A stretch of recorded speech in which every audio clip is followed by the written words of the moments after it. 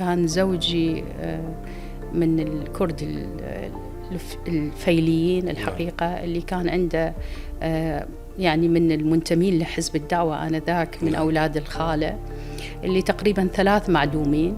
كان هذه في نقرة السلمان إذا أنت سامع بها.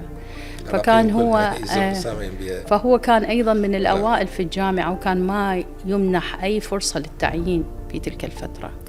ملاحقات مستمرة كانت عليه أيضا وعلى عائلته، واعتقالات مستمرة، بالإضافة إلى أنه في هذه الفترة احنا لم نكن يعني حقيقة راضين عن السياسة اللي كان يتبعها صدام حسين في تلك الفترة.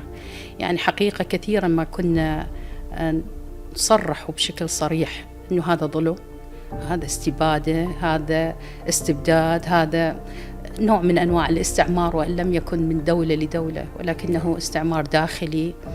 يعني هذه إبادة لشعب بأكمله. فهذه الكلمات حقيقة كانت كثيرا ما تعرضني للجان تحقيقية كان بالجامعة، وعلى أثرها يعني كانت حقائق أنه إحنا هذا العراق طالما أكو به هذا النظام إحنا ما يعني اضطريتي تتركين بنتك بعمر الطفولة طبعا يعني مع الأهل مع الأهل.